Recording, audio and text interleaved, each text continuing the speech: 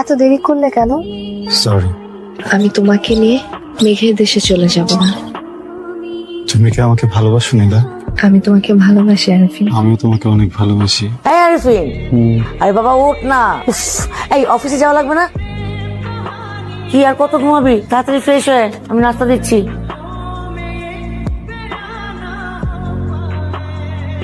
তো ব্যাপারটা কি বলতো? তুই বিয়ে শাদী আসলেই করি না? আমি ওদেরকে কি বলবো?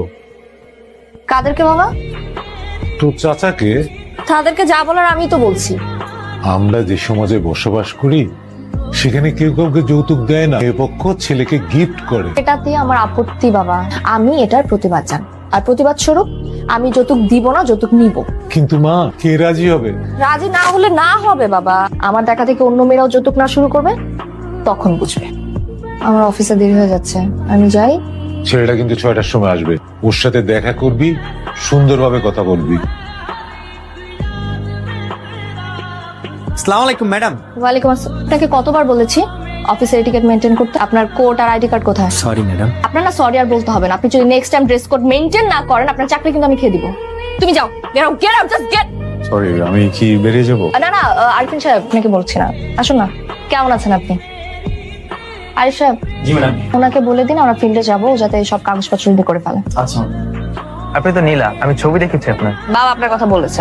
আপনি কি করেন? আমি ব্যাংকে জব করি। তা বাবা আপনাকে কিছু বলেছে আমার শর্ত ব্যাপারে? আমি তো শর্তের বিষয়ে আমাকে কিছু বলেনি। আমি বলছি আপনাকে, আপনার তো যৌতুক লাগবে, রাইট? আজকালকার যুগে যৌতুক লাগে না, এটা কোনো কথা? আমার ক্ষেত্রে উল্টো হবে, আমি যৌতুক দিব না, যৌতুক নিব। বুঝলাম না। আমাকে বিয়ে করতে হলে যৌতুক দিয়ে বিয়ে করতে হবে। বিশ্বে এমন অনেক দেশ আছে যেসব দেশে এই নিয়মটা চালু। আমাকে বিয়ে করতে হলে তো আপনার যৌতুক দিতেই হবে। আমাকে জানা।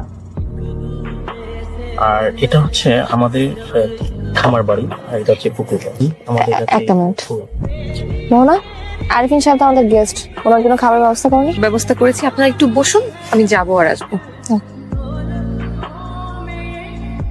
সবাই আপনাকে খুব ভয় পায়। আপনি পান না?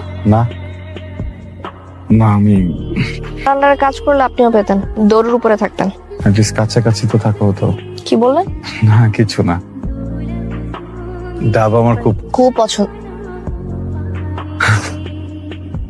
যেটা বলছিলাম আর কি, ডাব আমার খুব পছন্দ। গ্রামের বাড়ি গেলে প্রত্যেকদিনই খাওয়া হতো। ইনফ্যাক্ট আমার গ্রামের বাড়ি খুব পছন্দ। গ্রামে গেলে খালি পায়ে হাঁটা যায়। ছোটবেলা তো আমি বৃষ্টির শব্দ ছাড়া একদমই ঘুমাতে পারতাম না। আর ওই যে বললাম না খালি পায়ে হাঁটার কথা, আমি এখনো যখন অফ ডে পাই রমনায় হাঁটতে চলে যাই। আগে আমি আর মা যেতাম, এখন তো আর মা নেই, তাই একাই যাই। সমস্যা নেই। আমার মাকে আপনি নিজের মা ভাবতে পারেন। এমনি বল।